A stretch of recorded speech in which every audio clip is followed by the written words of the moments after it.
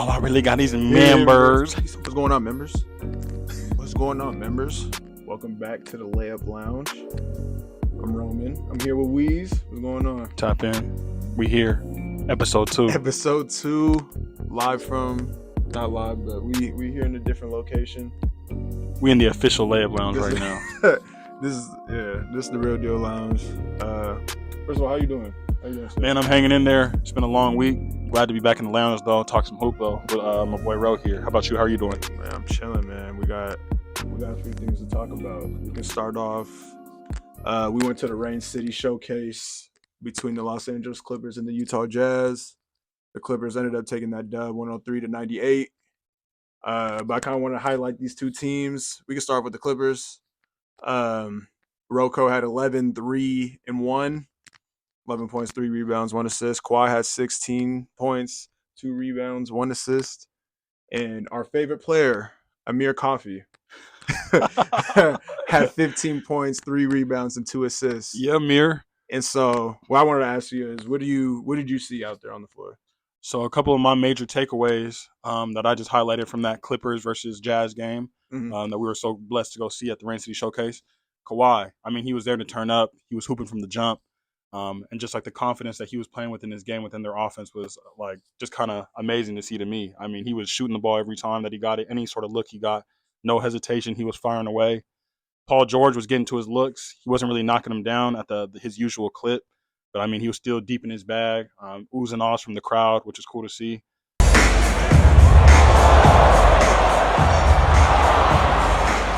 It was just nice to see NBA basketball back in Seattle. Absolutely. It was good. So what I want to ask you is, how do you feel about Rocco at that 4 spot? I saw him start, and I was surprised. I want to say it was usually Nick Batum, but I saw him, and he actually did really well. That 11 points, 3 rebounds, 1 assist. He really looked like he belonged in the starting lineup. Take me through that. I think Rocco looks good. I also think he's good for stretching the floor for their offense, especially with Westbrook out there right now. Yeah. I like what I saw to Westbrook a lot. I mean, he was running the offense. He looked very comfortable out there, especially compared to last year with the Lakers. So I think just kind of like, especially the way he attacks the boards as well. I think they're not losing anything rebounding wise running Rocco at the 4, just because they have bigger wings and Russell Westbrook who are going to attack the boards at like that same sort of a clip. So I think that Rocco at the 4 was like solid for them, especially for spacing and defensive like versatility going into like the playoffs and stuff like that when they play smaller teams like Golden State, or they have to go against teams like Phoenix down the line who are going to have a bunch of scoring wings. They're going to need guys that can match up and switch. Yeah, and also what I took away from it was, I think they're in need of a backup big. Plumlee, he's solid, but at the same time, I think that you need somebody else that can get down there and get dirty and get boards and things like that. And he is an excellent passer. At the same time, he's not bumping and bruising with those bigs down there.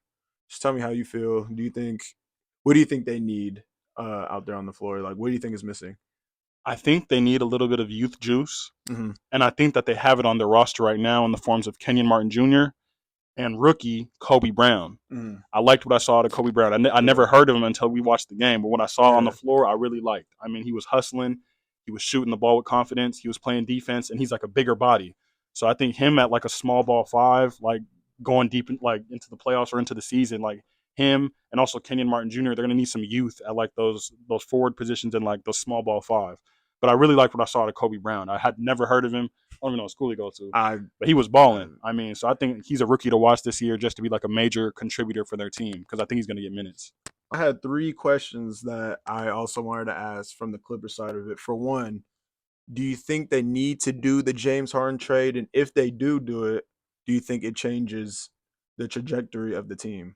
With their current pre-existing roster, I think it's more than enough to win a championship. With this team, it's always just been a question about health and like, can they stick together and like have the actual roster that they have at the beginning of the season going into the playoffs and like trying to make a championship run. I think James Harden, if he were to join the roster, it definitely increases the expectations just because it's another former MVP, scoring champion. We know everything he's done in his career. So just having him on the roster would like definitely increase those expectations. But at the same time, I think their current roster, they don't need a James Harden. I think they more so need role players, like you said, a backup big, maybe another 3-and-D guy, just guys to fill those different roles that their team, that their superstars need. So you talk about depth, and I was kind of thinking about the trade itself. What would you feel comfortable giving up in order to get a James Harden and still feeling comfortable and saying we got enough? Because obviously the Sixers would want a significant amount that makes it worth it for them, but at the same time, the Clippers don't want to give up too much. So, what do you think would make it worth it for the Clippers to get a guy like James Harden, but also still having enough pieces, like whether it's on the bench or even in the starting lineup, to go compete with for a championship? I think it kind of all depends on what the Sixers want for Mhm. James Harden.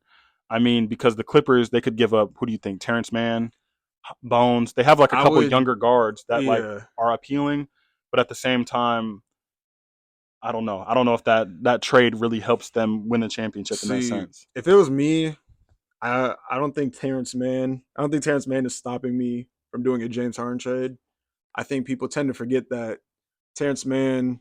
I believe he was a 4-year guy in college, so he's already 28. He's only been in the league for like 4 years. So he's not that. He's not like a quote unquote young piece that they're like, oh, we're gonna see how this develops because he's almost touching 30. and, and so That's that's old. crazy. That's kind of like vet age in the NBA, but he hasn't even been in the NBA for that long. So that's not stopping me from doing a James Harden trade. I think if they wanted a Norman Powell type deal, if I'm the Sixers, I'm asking for Norman Powell too because we need to get a scorer back that not necessarily plays like James, but we need to fill that void in terms of like the points. And then Bones being maybe like a throw in, and then a pick. I think as a Clipper, I'd feel comfortable doing that. And I think it's also fair for the Sixers, especially if they got like a Norman Powell and Terrence Mann. I think Embiid wouldn't be too upset about that just because it kind of fills more holes and gives them more depth on their team. Lastly, Oh, about just the got a Clip. quick question for Oh you, yeah, yeah, actually. yeah. How if that James Harden trade were to actually happen, how do you Mhm. see that starting lineup shake out? I mean, it would have to be Russ, James, Kawhi, PG, and Zubac. It would have to be it would have to be them four, um, because you're giving up your guards. You're basically giving up your backup guards to the Sixers if you do that deal. And so, I mean, I don't expect a guy like Xavier Moon to step in that 6-man role, step in for that backup guard role, because we're gonna talk about it later. But THT had red eye; his eyes were red when he seen Xavier Moon right in front of him because he was Downhill. getting buckets. He It was was crazy. downhill. He was downhill king, downhill king. No, the last question I had about the Clippers is: do you think this is the quote unquote last dance for them? Do you think if they don't get it done or they don't get at like back to the Western Conference fight, if they don't get far, do you think this is the last time we see Kawhi and Paul George together? I think it is. I think that this is their fourth year together, if I'm mistaken. Yeah, Yeah. about yeah. And I mean, every year it's just been injury, it's been uncertainty, it's just Mm-hmm. kind of been what if every single season. So I Yeah. mean, I feel like this is the fourth year. It's kind of like now or never. It's do or die. All these other Western Conference teams are having major success. Mm-hmm. I mean, even like the Nuggets already got a championship before them, and they Yeah. like they hadn't even assembled their core And before the Clippers. they don't have a quote unquote super team. That was a homegrown team in Denver. So Exactly. I mean, if I'm a Clipper official, I'm kind of looking at Kawhi and Paul George like we need to get this There's done. some pressure on them. There's Absolutely. definitely pressure on them. I had something else about the Clippers. Like all seriousness, because we didn't see him play. Like all seriousness, I was looking forward to see what Josh Primo looked like. I mean, obviously, all that stuff aside. I mean, they took a chance on him for a reason. Um, they must have saw something that there's still potential there. The Clippers said they did their due diligence on you know looking at his psyche, making sure that it was the right move for them. Clearly, it had to have been worth. They valued him in some way, shape, or form. I mean, do you think? Like, what do you even think about that? Because I mean, you can't. It's hard to. Ah, man, it's tough because like 11th, I want to say he was the 10th, 11th pick by the Spurs. I and he was off to a saw, good start in his career. yeah, he was low They key were saying cooking he was a up. part of like the future. Yeah, they was trying to build around him, Mm-hmm. and now he's in this. What he did was unacceptable. First of Absolutely, all, oh, what he did absolutely, was unacceptable. absolutely. Um, But at the same time, an opportunity is good for him. I mean, But I can't. I'm not a fan. Because I was thinking, I was like, well, we were talking about all these guards. I was thinking about the Clippers guards, and I'm like, I feel like there's somebody that's got to be, they need another backup guard. I feel like, and it's like they signed him. We didn't see him out in Seattle, so I don't know what's going on with that. But at the same time, all that aside, I was curious to see what he looked like. We'll see what happens with that, but I just want to get your thoughts on that. And it's going to be interesting too because they're moving into that new stadium. I want to say next year, and so not having like star players, that type of team together going into the new building, that might do. If I'm a fan, that might make me feel some type of way. So I might kill the excitement. So we can talk about the Jazz now because the Jazz looked pretty solid. Laurie Marketing had 16 points and 8 rebounds. Jordan Clarkson had 12 points, 5 rebounds, 3 assists. And our guy, Talen Horton-Tucker, 24 points, 4 rebounds, 7 assists. Getting to Downhill King. Downhill King. Tell me how you feel about that team and kind of like what you saw on the floor. So kind of some notes that I got on those Utah Jazz that we watched. Like he said, red eyes for THT. He was downhill. He was attacking. Xavier Moon was getting cooked. It was bad news. I mean, because it's NBA preseason right now. So, I mean, a lot of like the backups and like the younger guys are getting minutes. For sure. So, THT, when he got those minutes where it was his time and like he was with the backup unit, he was downhill. Yeah. And he's like you said, Xavier Moon was struggling with him. THT was trying to dunk on everybody. It was kind of crazy. One of the young players that I really like from Utah, though, is Keyonte George. Oh, I was just going to actually ask you about him. Do you think what we saw out there is going to kind of be how he's playing? Because when I was watching, it looked like the ball dominant players were Marketing, Clarkson, and even Colin Sexton. And I feel like, and even Chris Dunn when he was out there, I feel like for me, Keyonte George didn't have the ball as much as he should. He only had 10 points, but he also had 5 assists. So it just shows that he can play make. And me personally, I feel like he needs the ball more in his hands. I don't know if that comes with a trade, like in the future, or just getting him more involved on offense. But it looked like to me on the floor, he was watching a lot. Whoever had the ball, he wasn't really moving around that much to get the ball unless it was like on top of the key, like coming back around. So for me, I feel like he needs the ball in his hands more. I feel like he didn't show what he can actually do going all the way back from summer league because he was torching the summer league, and it's because he had the ball in his hands. But this game specifically, I didn't watch them in Hawaii. Probably should have, but this game specifically, he wasn't really like dominating the ball. So I think that it's going to come with time though for Keyonte George, just because he is a younger guy, and I think to start his career, he's going to be like a off the bench energy sort of piece. Yeah, and that's although he didn't have the ball in his hands, what I liked about him during the game is he was making the right plays. Like you mentioned, the 5 assists. Yeah, like he was making the right plays with the ball. He wasn't forcing anything. He was making the right basketball play, and he was in the passing lanes. He was playing defense. And he was being a good energy piece out there, like using his athleticism. So if he can get like solid minutes for them and be a contributing piece this year, and like that's going to help his development a lot, I think. And like you said, if a trade does happen down the line, he gets the opportunity to get the ball, or even as like a member of the Utah Jazz. Yeah, if his role increases, then like it's we can for sure see him blossom into something. Yeah, but it was cool just seeing him out there making the right basketball plays early on. Like the 5 assists to me was impressive. Like there was a stretch in the game where he just got like a steal, made a pass. He was making the right. He was hitting THT. He was feeding Talen Horton-Tucker. THT was going beast mode. If this was your first time watching basketball, that man looked like a downhill king. Oh yes, bro was cooking. If he somehow translates that into the regular season, hey, they might have one of those years like kind of how they did in the beginning of last year. And speaking of last year, I had a question for you. Do you think that was fluky, or you think they can get off to a similar start that they did last season? I think they're going to get off to a similar start. I mean, when you really look at this Utah Jazz roster, they're no pushover. I mean, and they haven't really lost many pieces from last year other than like those trade deadline pieces to like just kind of reset, sort of like getting rid of Vanderbilt, etc. But I think they could go on a similar run to start this year because they still have their all-star in Markkanen.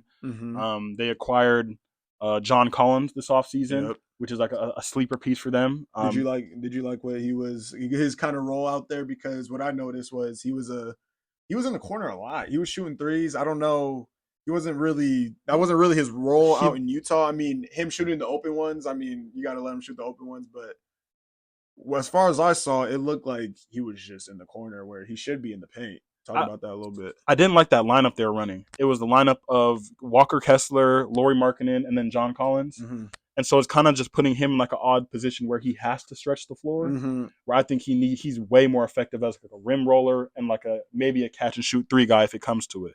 But I think that big man lineup just kind of like messed up the spacing almost because he's a good shooter, Yeah. but he was almost like you said forcing those shots because he has to shoot them. And it's like Yeah. we'd much rather have I'd say Kelly Olynyk taking those shots or like a smaller like actual wing player on the So do you roster. think? Are you saying that he should either come off the bench or somebody else in that lineup should come off the bench? I think so, or I think they should move him. And I think there's a couple good teams that could use a piece like John Collins. Hey, hold on, Golden hold on. State. We gotta put it somewhere up here. When you text me, he's gone at the deadline. Yeah. Yeah, we're gonna have to put He's that gone by somewhere. the Yeah, deadline. he's gone. He texted me as soon as he touched the floor. He's gone by the deadline. He shot the first shot and he was like, "It's over." The fit isn't right. It's not a good fit. And like I understand the Jazz, they're not necessarily they're not a contender right And they now. didn't give up anything significant for him, so it was a good, chance to swing on. Like I I agree. like it as far as like it was kind of like low risk, high reward type situation. I mean, him and Trey Young, I think they had their differences, and that's why they had to move him. But I think if it does work out, it's gonna be scary for sure. I had another question about that guard rotation. We got him up there, Jordan Clarkson. What do you think the Jazz should do with Jordan Clarkson? Because he's 31 years old. I feel like Utah is kind of in a rebuild type situation. Like they're trying to win, but at the same time, it's like a natural tank almost. Like they want to compete. Will Hardy's a good coach, but Jordan Clarkson, he's not too old. He's 31 years old, but I feel like his presence would be more valuable, maybe off a bench, off a contending team. What do you think they should do with him? Do you think he should just stay in Utah, maybe play that leadership veteran role, or do you think that I won't say wasting his time, but he's kind of just empty stats for a team that probably won't have expectations for the next few years? Like, what do you think that they should do with him? I remember beginning of last season, there was a lot of trade Mm-hmm. rumors circulating And around him. and I was very surprised they extended him. By the Yeah, way, that's what I was about to say. And yeah, so the fact that they, after all those trade rumors, he like survived the deadline, and this offseason they extended him. I was kind of just like, maybe they're just trying to hold on to assets and like hold on to pieces and mm. like that are obviously going to be valuable and flippable, maybe even this deadline or next deadline or wherever in the offseason. But I for sure think he gets moved eventually. It's like a Lou Will, Jamal Crawford, that true like 6 man role coming off the bench for a championship team. I think that's what eventually he's gonna land at. But I think Utah right now is just trying to hold on to their assets. So we were blessed to see a lot of NBA action over the past week. I got the opportunity to head up to Simon Fraser University in Vancouver, Canada, Burnaby, Canada, actually, and watch the Toronto Raptors practice. And they actually got to scrimmage like each other, which was cool. Yeah, So Dennis Schroeder, Gary Trent, Scotty yeah. Barnes, Pascal Siakam, Jakob Poeltl. I mean, their starting lineup looks really good. And OG Anunoby also just kind of in that rotation. It's going to be interesting to see how they manage those minutes between like those kind of top six guys. Somebody that really turned my head was Malachi Flynn. Okay. I think he's really going to sink into that backup guard role this year and make a lot of noise. Mhm. I know he's kind of like fallen in and out of the rotation, like to start his career. I think this year though he really sinks into that backup guard role for Toronto and makes a lot of noise out there because I mean he dominated that scrimmage. He was in Schroeder's ass defensively. He was knocking down shots. I mean, he was all over the court. It looks like he looked very comfortable out there. So that's one guy I really want to look out for this year and expect a big jump from is Malachi Flynn. And I have a question before you ask me the question. I have a question for you Yep. because they're kind of in the middle between they don't know what to do, whether they want to rebuild or they want to go for a championship. Because obviously they had a chance to go get somebody like a Damian Lillard. They didn't end up doing that. You got OG and Pascal. I'm pretty sure it's contract years for them. Do you think? What do you think their direction should be, and what do you think their direction is? Like, what do you think that they're thinking of right now versus what do you think they should do? I think they should kind of just soft rebuild and blow it up. Mm-hmm. I mean, based on what I saw, I think they have a lot of pieces out there that are good young pieces and great NBA players, and they have like the seeds of a great team. Mm-hmm. But at the same time, they're not championship caliber. They're not true contenders yet. Mm-hmm. If anything, they're a play-in to out team, in Yeah, my for sure. opinion. So I mean, unless they get that one superstar like a Kawhi Leonard, they have that same sort of framework of a championship team right now, where they have good pieces, but they need either a guy or they just need to blow it up. I think, yeah, I'm with you on that. I think they should blow it up because they're not going to get, obviously, the Bucks GM is doing everything possible to keep Giannis in Milwaukee. So I think that one of those type of trades where it changes their whole trajectory of the team, I don't think it's there for them. So therefore, I think they should try to get something for Pascal, maybe young talent slash assets. OJ Anunoby is looking for a expanded role, and depending on what they do with Pascal, maybe that opens up for OG to be the man of the team.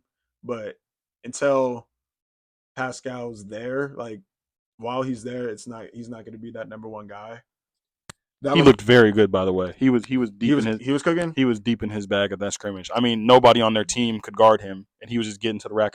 Him and Scotty were the two that really were like going at each other, and no one on their team could guard them. So I mean, they were getting to the rack every time. And I'm not really familiar with him, but Grady Dick, what type of player is he? What should we kind of look for as the regular season goes? Just kind of looking at their rookies, Grady Dick and Marquise Noel, who had that major tournament Yeah, run yeah. at Kansas State. Mm, But Grady Dick, at the scrimmage, he struggled. He's trying to find his footing in the NBA. You can tell yeah. just exactly what shots he should shoot, how to like really get comfortable out there. One thing that caught me off guard though was actually his physicals though. He's a taller player. He's like a big player. Like Mm, he's gonna be an effective player just because of his frame. I feel like once he actually gets his feet under him. Marquise Noel didn't really do much. mm. It was cool to just see him out there though, just like it was. He's a smaller player, so he's like 5'8", like 5'9". So it was Do, like to see him out there and actually like affect the game in like such a positive way was like actually wild to see in person. But do those you, two rookies were like I think two that to look out for the Raptors in the future. But they both just kind of had like their rookie struggles. I feel like during the scrimmage. do you expect big minutes from either Grady, Marquise, both of them? I think Grady will get minutes off the bench early Mm, just because like there's opportunity there and he is like a shooter at the end of the day. He can yeah. stretch the floor. It's just whether or not that shot's falling. I think Noel probably not. I think Malachi Flynn really has that backup guard position locked down, and I don't see any like true minutes opportunities there for him.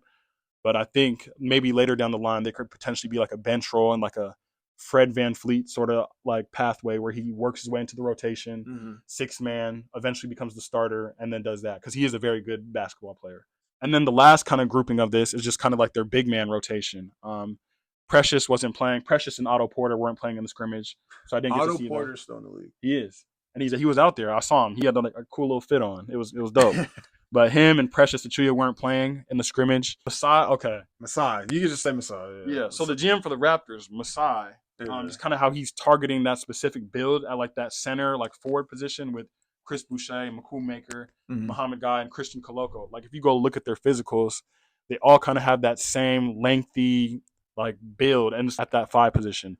And so outside of Jakob Podol, it's going to be interesting to see what they do for their backup 5 or just like exactly how they develop some of these guys because they have like a lot of the same tools. I think they're going to be looking good this year out there in Toronto. Just don't really know what to expect for them. We'll see at the deadline. One more thing that I have for you. There's a top 10 list, ESPN's top 10. Mm. I want you to guess. Well, it's top 100. Excuse me, top 100. But I want you to guess who the top 10 players are from. You can start at 10 if you want. It's 10, 1, wherever you want to start from. Okay. I'm going to start at 1 and work my way backwards. Okay. So the best player, Nikola Jokic. Then I'm going to say Joel Embiid, Giannis Antetokounmpo, Kevin Durant, Steph Curry, Anthony Davis. That's at 6. That's 6. There has to be a spot for Bron. That's 7. This is an order. This is your order, right? Yeah. This is your order? Okay. So that's 7. Luka Doncic Okay. at 8. Okay.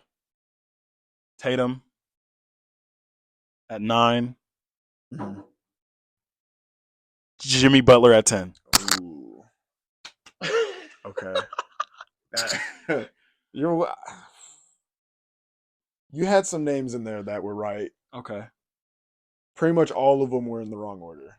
Heard you. Okay. So number one, and you can tell me if sort of, you're feeling it, like, or you can understand why. Number one, they got Giannis.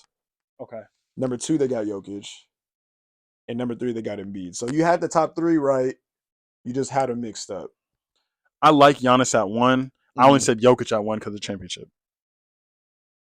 I mean, I only went on like MVP. But so Giannis how do you look at your list? Because when I think about my top 10 list, I think just pure you Who? as a player. I don't hoop. Like I don't take accolades into I feel like that's weak. To me, Heard you. I mean, I can see it depending on how much of a factor they are where to like the team accomplishments, like a championship. Like if they were that one of those dudes on a championship, that gives you more, And that's gives my you more that's points. my thing with Jokic. If he Yeah, was such a major he was him. factor, Yeah, he broke so many different records en route to the championship, and they won the championship. yeah. So it's like even looking at it, like although I think Giannis is more valuable because of his 2-way play, whatnot, I think it's hard to.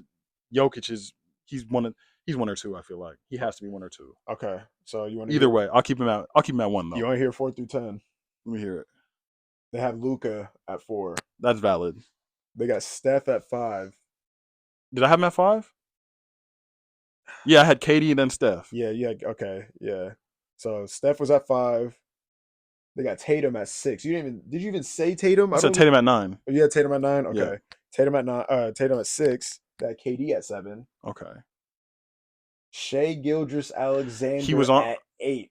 So he swapped for Jimmy Butler on my list. Well, yeah, yeah. Well, yeah. Jimmy at 10. Yeah, but it's just because I know who else is. They have LeBron They at have to have 9, Bron. That's what I'm saying. They have to have and they had Bron. AD at 10. Okay, they have to have those two. That's what I'm saying. So So I what knew Shea. It was either Shea or Jimmy for me, and I was like, the Twitter controversy was Shea at 8 was kind of crazy. Just because I saw last year he was 48. He went from 48 to 8 in 1 year. him at 8 is kind of ridiculous. I can understand why though. I think just because of like the scoring prowess and like the talent that he displayed last year, Mhm. he was first team All NBA, second team All Yeah, he was NBA. first. So I mean, he was definitely like one of the best guards, or like one of the best combo guards in the league last year, just like one of the best wing players. So I think that having him top 10 isn't crazy, but at the same time, other players carry more weight and have had more You success. think so? And I think success does play a factor into it a little bit when you look at the list, So because all those just players in the top 10 saw yeah, playoff success. Devin Booker at 11. Valid. I wanted to put him on there. They got Jimmy at 12. They got Ant Edwards at 13. Dame is at 14. And bias aside, I think just talent wise and what he produced on the floor last year, he could have been in the 10. I think he could have been in the 10. I mean, you score 71. He had a stretch where it was like 30 plus for a lot of And games. now that he's And playing on a squad that's trying to win and like yeah, actually compete, championship I think that he's going to aspiration. reestablish himself as a top 10 player. And I Yeah. mean, it's too bad he has to do that because it's always been there. But at the same time, now that his team has that same juice, I think it wouldn't be surprising at all if him and Giannis, they're like one of the best duos in like a top 10 duo. CJ McCollum or LaMelo Ball? LaMelo Ball. That's not what this list says. They got CJ at 44 and they got LaMelo at 48. Are you taking Klay Thompson or James Harden? Present day, give me Clay. Okay, they got him at 41. They got James at 43. Okay. DeMar DeRozan or Klay Thompson? Give me DeRozan. They got DeRozan 2 spots ahead of him. Okay. Are you taking Paulo or are you taking Wemby? Paulo. Okay, they got Paulo at 30. And they got Wemby at 47. Paulo at 30 is that's I need it higher. I need him top You 20. taking him over Markin right Yes. now today? Today, yes. Like he's just better flat out? Yes. Are you taking him over PG? Yes. Okay, so I'm assuming you're taking him over Ingram. Oh, definitely. You're taking him over Trae Young. Yes. Maybe this is biased too. This is definitely biased. You think it's biased? No, but it's also value. It's been another episode of the Layup Lounge. First episode, actually, in the Layup Lounge. Make sure you like and subscribe. I gotta shout out my guy Weezs because he gave me this Portland shirt. In honor of the first episode of the Layup Lounge, had to go ahead and get you a little bit of a gift, or like a little bit of an episode 1 gift. So here it is. Let me know what you think. Oh, nah, this is guy, my dog. Man, much love, man. And we'll be back next week, man. And one more thing, I just want to shout out to all the early supporters. We see you out there. Please continue to push for us. You know, we're trying to push out good content. And we out.